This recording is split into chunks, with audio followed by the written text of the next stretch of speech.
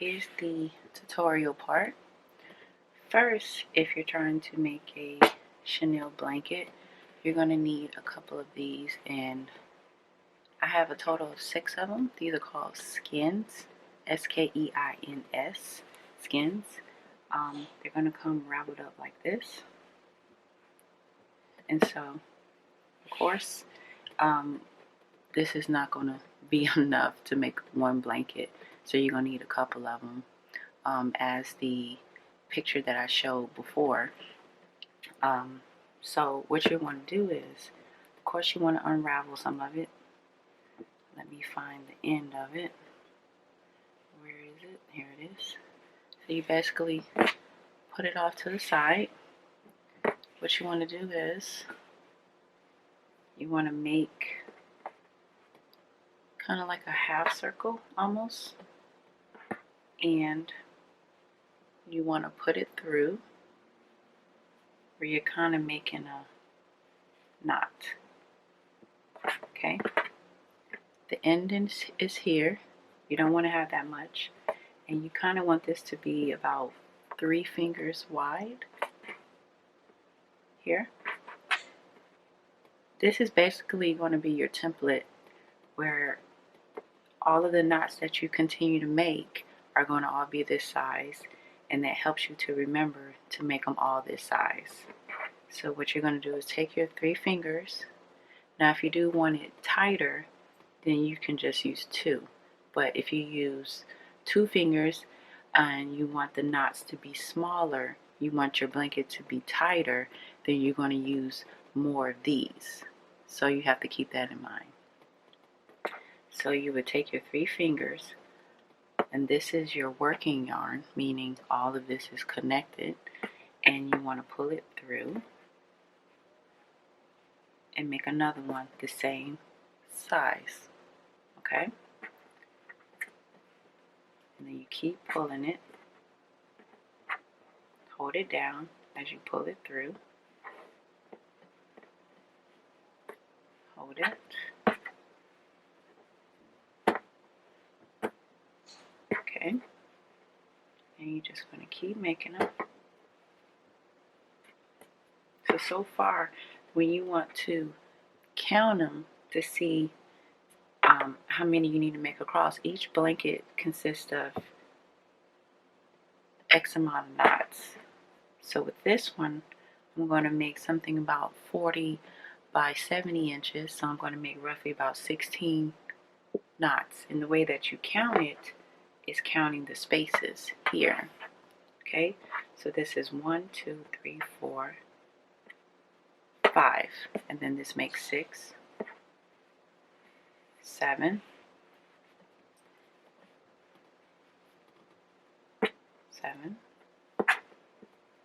8, 9, 10,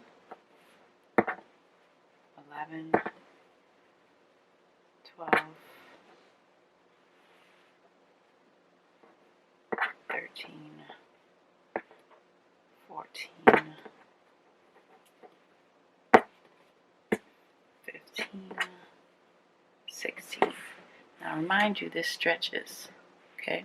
May look like it's going to be short, but it does stretch out. And I'm actually going to make this to 20. 18,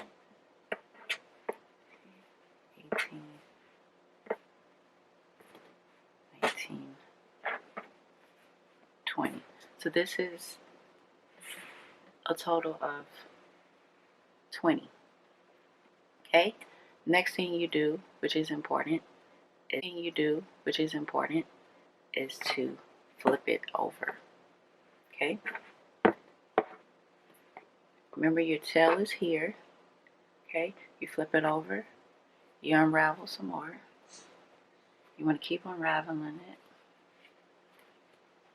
I always like to have a good amount. I normally do this on the floor, but for demonstrative purposes, I wanted a lighter background and to show you, even though it kind of blends in with the table. But anyways, you bring it, you're basically going to bring it this way now. You're going to kind of go back and forth, okay? So you skip that one, and the next thing you want to do is you want to go here, okay? You kind of get in the knot part. See? 1, 2, 3, okay? So you're going to go here, let's see, here, bring it through, make a knot, okay? Bring it through, make a knot, okay? Bring it through, make a knot, and you're making them all the same size, okay? Bring it through, okay? Okay? Want to keep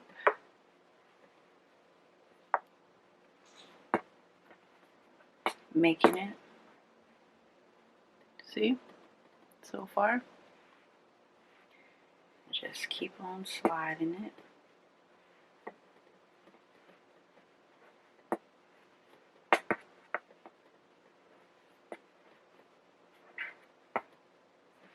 Okay? Keep on sliding it.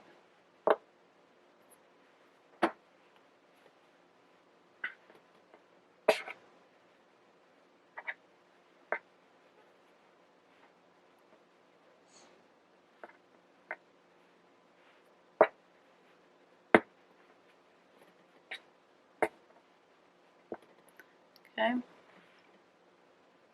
Almost to the end. Okay?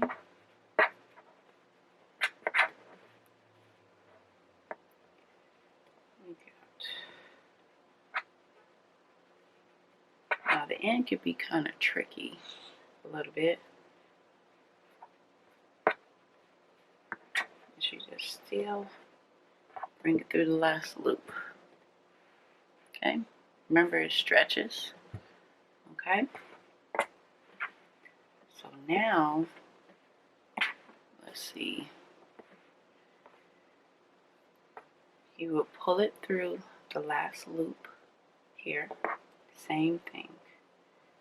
Okay? You bring your working yarn this way. Okay? Bring it back through.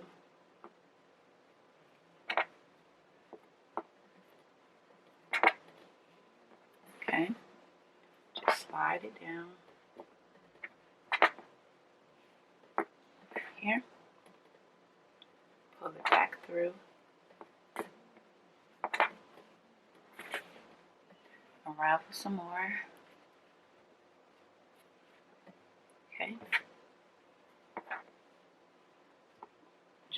Now it is much easier to do this on the table, because if you are on the floor, you're going to be bending over, and you're going to be bending over for however long it takes you to finish it.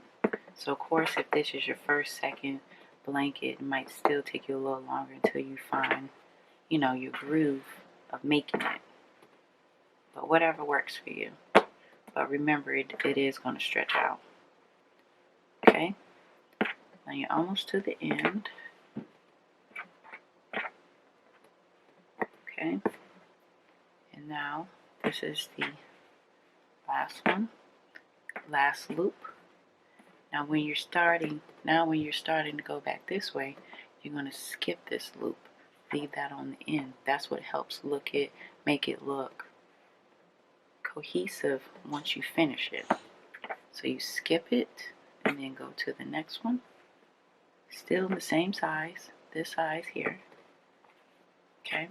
For me, sometimes I don't grab it because I'm kind of used to making it. So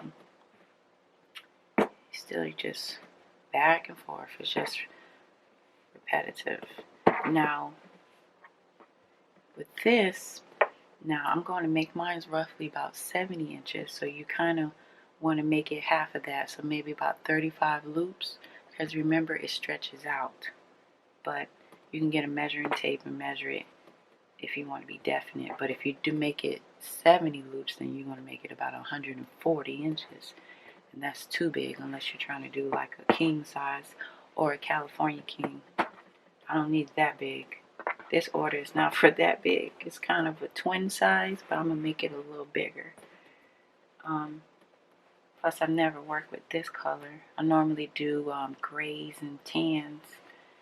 And sometimes finding this material is kind of hard. Now, the place I ordered it from, I don't think I'm going to order from them again because it took a long time to ship it.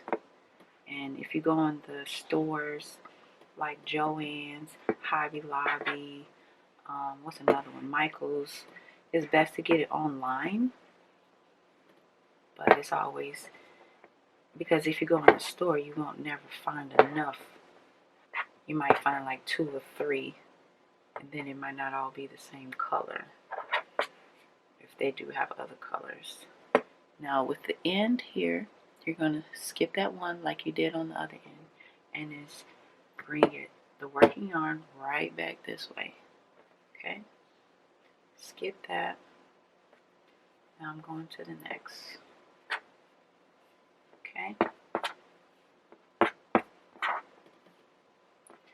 slide it down. This is a short table. Like I said, I like to do it on the floor, and so mine's is kind of hanging off the table right now. My chenille is hanging off the table as well.